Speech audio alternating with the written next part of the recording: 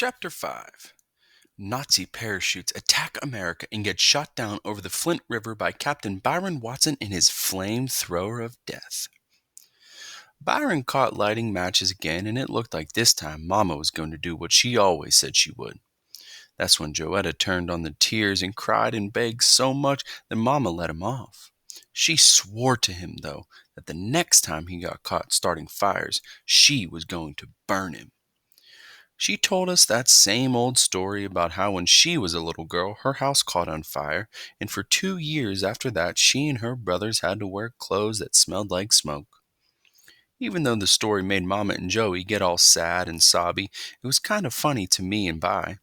We'd heard it so many times that Byron even gave it a name. He called it Mama's Smokey the Bear story.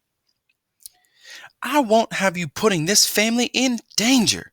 Just once more, Byron Watson. One more time and you're burned." Then, to show Byron how serious she was, Mama raised her right hand and said, "I swear that with God as my witness." By got put on punishment for a month, but even before a week was gone, he started up again. I was up in the bedroom looking at comic books when I heard Byron go into the bedroom and lock the door.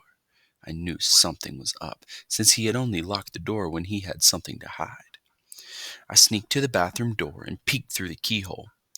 Bai was pretending he was making a movie called Nazi Parachutes Attack America and Get Shot Down Over the Flint River by Captain Byron Watson in his flamethrower of death. I could see that he'd made a bunch of little toilet paper parachutes, and when he yelled, "Action!" he set one of them on fire and dropped it over the toilet.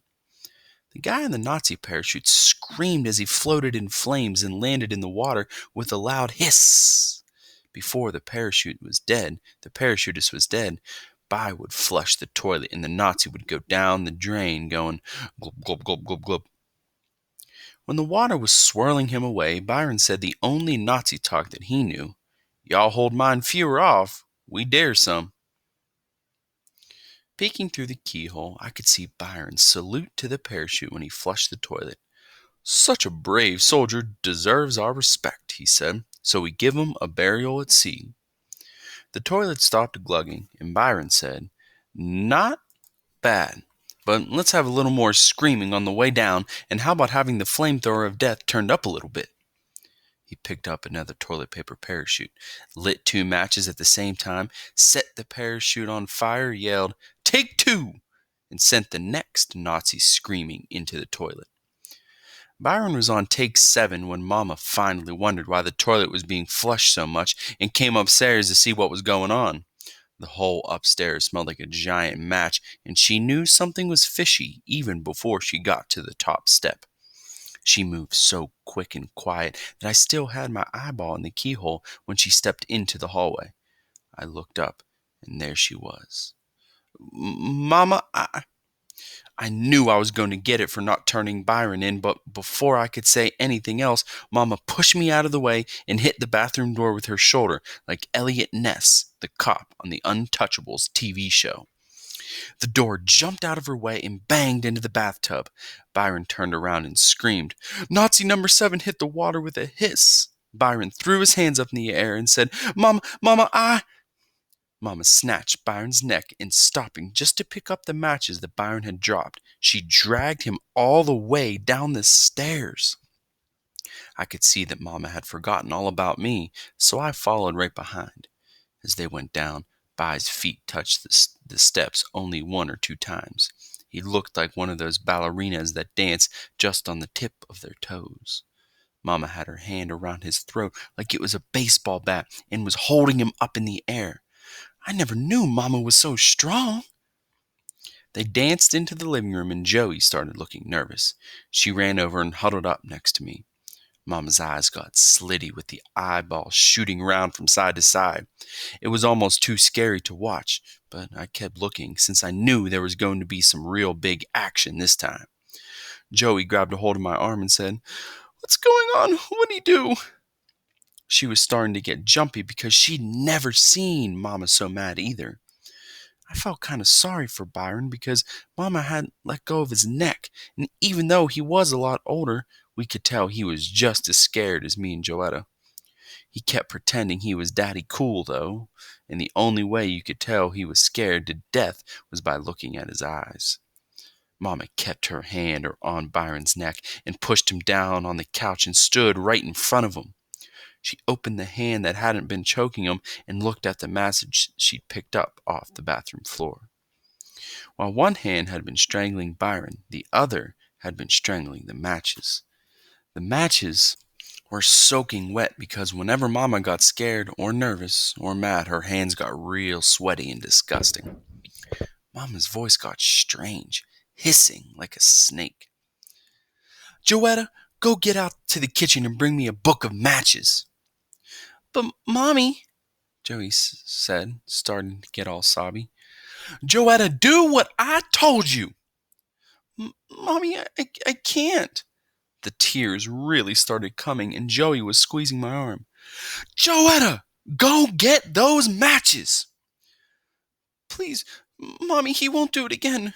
Will you, Byron? Promise her. Promise, Mommy, you won't do it again."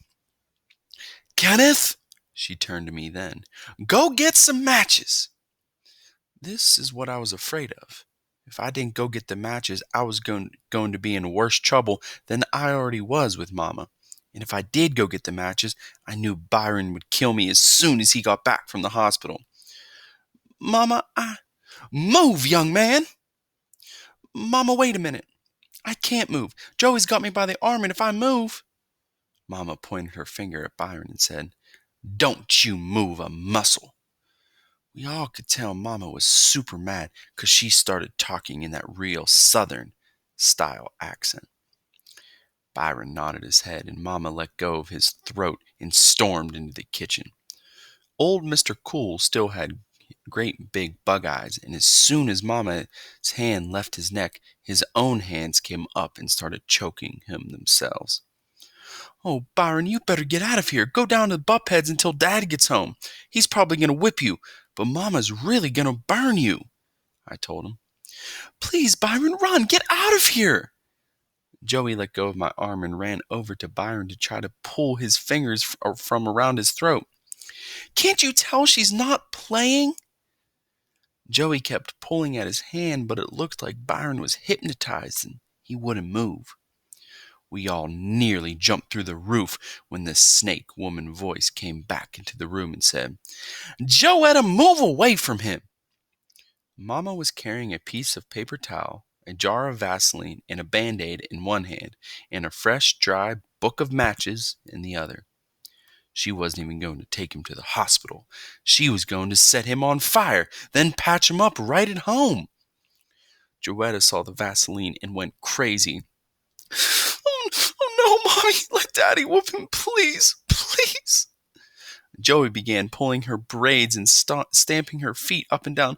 "Please don't set him on fire." Her face was all wet and twisted up, and she looked like a real nut.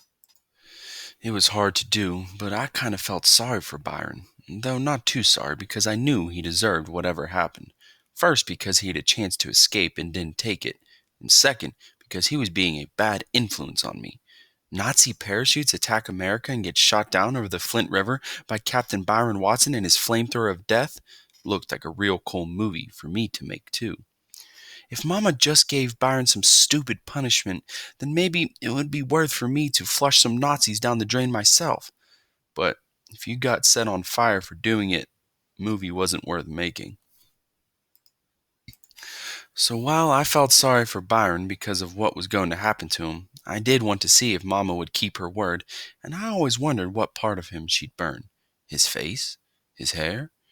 Maybe she'd just scare him by setting his clothes on fire while he was in them. But if she was just going to set his clothes on fire, why did she need Vaseline? I knew Mama was going for skin. "Joetta, move away!" Mama's voice still sounded strange. Joey spread her arms out to the side like a traffic cop and stood between Mama and Byron. "No, Mommy, wait!" Mama gently set Joey to the side, but Joetta kept hopping back with her arms to spread to protect Daddy Cool. They wrestled like this for a couple of times before Mama finally set all the burning equipment down and sat on the coffee table and pulled Joey into her lap.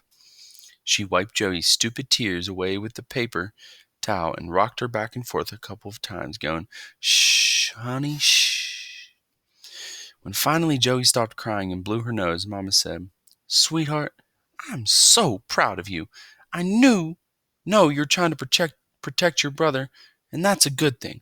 I know you don't want to see him get hurt, right?" Joey sniffed and said, "No, Mommy. But honey, some of that time Mama has to do things she doesn't want to do. Now you really don't think I want to hurt Byron, do you?" Joey had to think about this. The matches and the first aid stuff and the crazy look Mama had in her eyes made it seem like hurting Byron was exactly what Mama wanted to do. After Joey didn't say anything, Mama had to answer the question herself. "No, dear, Mama doesn't want to hurt Byron, but I don't want you going to school smelling like smoke either. And I don't want you or Kenneth or Daddy or Blackie or Tiger or Flipper or Flapper get burned up either. And if that boy—" Mama's voice got strange again, and we all looked over at Byron, who was still being held on the couch by his own hands. "If that boy sets this house on fire with his nonsense, I don't know what I'm going to do." Mama's real voice was coming back. "So, Joetta, don't you see how Mama has to help Byron understand how dangerous and painful fire can be? Don't you see we've tried everything and nothing seems to get through to that rockhead of his?" Joetta thought about her stupid cat and goldfish getting burned up and looked kind of hard over at Byron. "But look at him, Mommy. He's really, really scared this time. Maybe he won't." "Joetta, he's not that scared. Yet." Then Mama dropped the bomb on Joey. "Besides, don't you remember, sweetheart? Don't you remember when this happened last week? I swore to God that if Byron did again, I would burn him. What do you think? Do you think I should break my word to God?" Joey was at the age when you're real religious. She went to Sunday school 3 days a week. Honey, should I break my word to God?" "No, Mommy," Joey said. Then she scrunched her face up like she was eating something sour and cried out, "Since you promised, I guess you gotta do it." She took a giant breath and then sobbed, "Go ahead, burn him up." Joey climbed off Mama's lap, and Byron's eyes got bigger and bigger, but his traitor hands kept him pinned to the couch. "But please, Mommy, don't burn him too bad, okay? Please, please." Joey was starting up again. "Don't worry, sweetheart. I won't. I'm just going to burn his fingers enough so he won't be tempted by fire ever again." Those were like magic words. They snapped Byron right out of the spell Mama put on him. It was like his hand said, "Fingers? Did she say she was going to burn someone's fingers?" Because when they found out it was them that were going to get burned, they let go of Byron's throat, enjoying the rest of his body and deciding to wait at Bupheads until Dads got home. Byron was fast. Mama was faster. He didn't even make it out of the living room before Mama tackled him. Mama sure is a good athlete. She sat on his chest and said, "Not this time, Buster. This time you pay," she said. "Busta." Byron squirmed around for a second and then did something I'd only seen him do a couple of times before. He started crying. Mama lit a match and grabbed Byron by the waist and said, "Put your finger out." I couldn't believe it. By's finger popped right out. He was hypnotized all over again. Mama's horrible snake woman voice came out again and said, "If you ever," the match got closer and closer to Byron's skinny brown finger, "play with, no, if you ever even look at." Byron's hand was shaking, and he was crying like a big baby, but his finger still stayed out. "Another match in this house." The match was getting closer and closer, and I knew Byron could feel the heat. "I will personally, by myself."